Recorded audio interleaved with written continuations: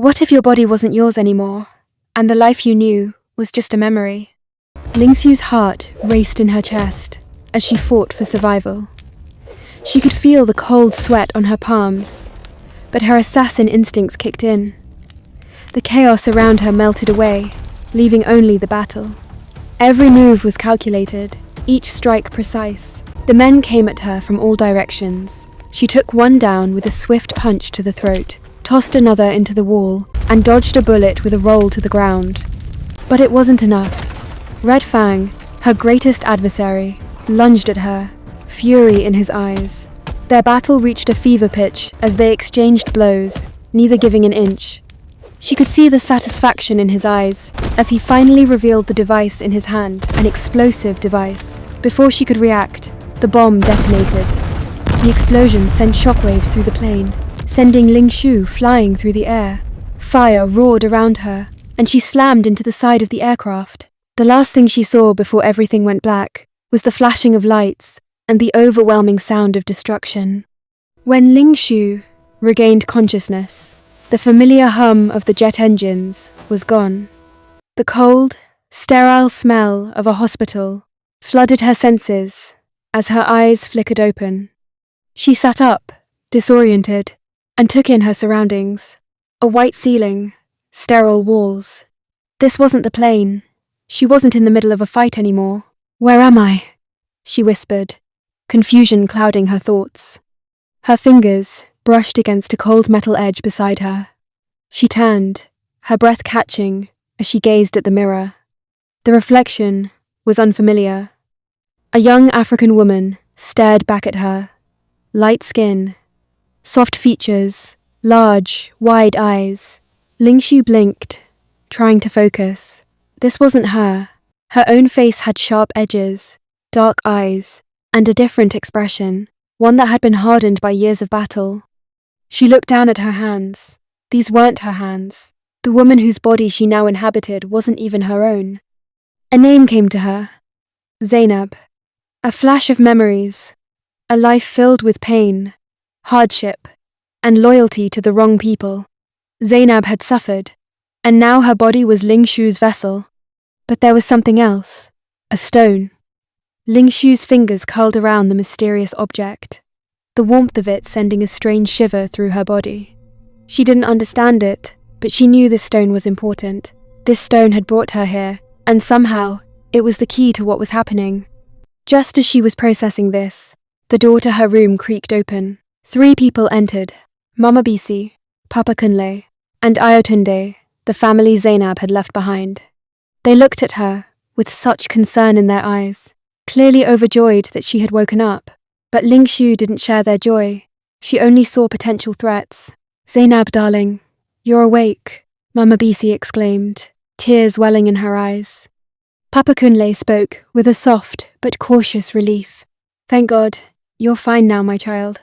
Ayotunde, the older brother, stepped forward with a look of deep relief. "Zainab, you scared us. We're so glad you're okay." The words felt foreign. Zainab. She wasn't Zainab, but they believed she was. She didn't know if she could trust them. Her assassin mind kicked in, the instincts honed by years of combat.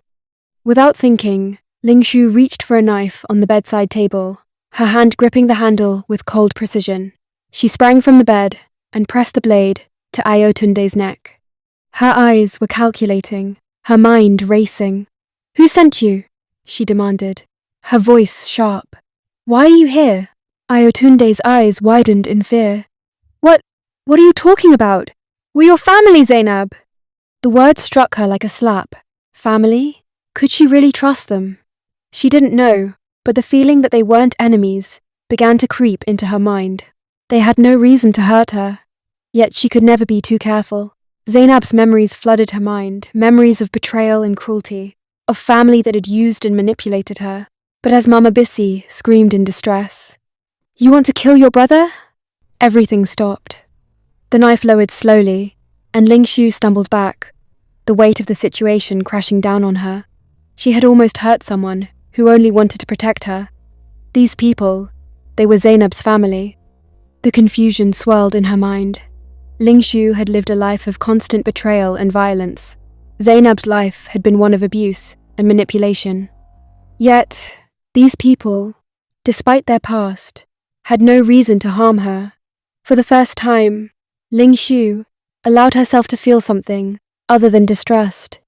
"I don't know how to trust," she whispered softly. But as she looked at their worried faces, a small spark of hope began to grow within her. Maybe, just maybe, she could learn to trust them, and maybe she could find redemption in this new life. Days later, the weight of reality set in. The family sat together in the kitchen. Subscribe, like, and comment. The sense of financial ruin hanging over them like a dark cloud. Ayotunde had debts that threatened to collapse the family, and the only hope of saving them was a high-stakes car race in Lekki. Ayotunde, his face tight with stress, spoke up. "I can't get a car in time. We're doomed if I don't win that race. It's our last shot." Ling Shu, who had been quietly observing, finally spoke. "I'll race." Ayotunde stared at her in disbelief. "No, it's too dangerous. You don't understand. I've driven before. Let me do this." Ling Shu interrupted, her voice calm but determined. Ayotunde wanted to argue, but Ling Shu was already out the door. She had made up her mind. The streets of Lagos were chaotic, but as she stepped into the crowd, the pulse of the city filled her with a sense of belonging. This was where she could make a real difference. This wasn't just about survival, it was about saving the family that had taken her in, and maybe even about saving herself. The race was everything Ling Shu had anticipated. The crowd's roar and the sound of engines revving filled the air, but she stayed focused. The course was packed with obstacles, other races, sharp turns, and dangerous spots, but to her, it was just another battlefield. Ling Shu took control of the wheel with the same precision she used in every other fight. She weaved through traffic, narrowly avoiding collisions.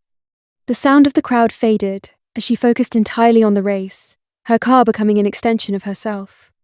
In a stunning moment of skill, she crossed the finish line first, leaving the others in her dust. The crowd erupted in disbelief, cheering her on. Ayotunde rushed to her side, eyes wide with awe. You did it," he gasped.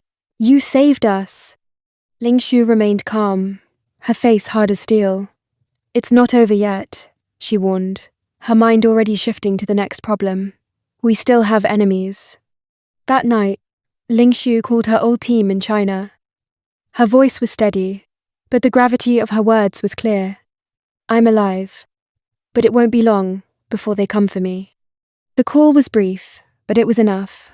Blood showed her former group now knew she had survived, and Olamide, the cousin who had betrayed her, would stop at nothing to reclaim control over her. Meanwhile, Bola Alaba, a notorious Nigerian mafia leader, heard whispers about Ling Shu's stunning victory. He sought her out, clearly intrigued. "Delicate, fragile girl," he taunted with a grin. "You think you can survive in this world?" But before he could finish his insult, Ling Shu had struck. She disarmed him with a swift movement, her blade pressed against his throat. Impressed by her skill, Bola stood up, nodding. "You're good," he said. "I want to learn from you. I'll follow your lead." Ling Shu eyed him coldly. "Then keep up." Back at her family's home, Ling Shu gathered everyone together. She revealed the truth to them, her voice calm but firm. She wasn't Zainab. She was Ling Shu, an assassin from China, and Zainab's body was now hers. Her parents, though shocked, gradually accepted the truth. Ayotunde, too, came to terms with it, understanding that the woman who had saved them from financial ruin wasn't just some stranger, they were family.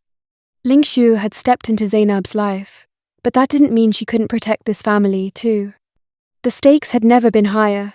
The mafia, her old group, and Olamide were all after her, but Ling Shu wasn't afraid. She had already survived the impossible. Now, with her new family by her side, she would fight to protect them and maybe even to find peace. But Ling Shu knew she couldn't stay in Africa forever. There were too many questions about the mysterious stone she held, questions that only the highest authority could answer. She had no face in this new world, no identity that could be verified. She couldn't just go back to China like that. She needed to create a new path for herself. After receiving help from her old team in China, Ling Xiu managed to secure a scholarship for a prestigious exam that would allow her to return to China. The scholarship was a lifeline. The exam wasn't easy, but with her determination and the help of her team, she succeeded. Upon returning to China, Ling Xiu set her sights on the one person who could answer her questions, the president. She knew the road to him wouldn't be easy. It took months of effort, strategic alliances, and navigating a web of politics and power, but eventually, she found a way to meet him. The encounter was nothing like she expected. The president didn't believe her at first. How could he? She was just a girl with a strange stone in her hand. But Ling Xiu wasn't easily deterred. She recounted the details of her life, the encounters she had with Red Fang, the battles she had fought, the bomb, and the strange stone that had brought her here. She spoke of the power she now carried, the weight of it, and the danger that followed. Slowly, the president began to believe. He realized that the stone Ling Xiu possessed was unlike anything the world had ever seen. It held the key to something ancient, something powerful, and it was too dangerous to leave in the hands of the wrong person. The president made a decision. All the world's countries would come together to understand the power of this stone. The global community united, pooling their knowledge and resources. What they discovered stunned everyone. The stone had the power to make someone younger. It could even alter time itself. But in the wrong hands, it was deadly. Its power could bring about the destruction of human life as we knew it. The stone was taken and kept in a highly secure location, under the watchful eyes of the world's leaders. Ling Xiu, though, was rewarded for her bravery. Not only was she honored for bringing such a powerful force to light, but she also brought her African family to China. She made sure they had everything they needed, and they lived together in peace, far from the dangers of their past. Ling Xiu had found a new purpose in life, not as an assassin, but as a protector, someone who would fight for her family and for the greater good. And though her story was one of hardship and survival, in the end, she found peace. She had lived in the shadows for so long, but now, surrounded by those she loved, Ling Xiu could finally see the light. If you enjoyed this story and want to see more exciting adventures, make sure to hit that like button and subscribe to support the creator. Your support helps bring more amazing stories to life. Don't forget to turn on the notifications so you never miss an update.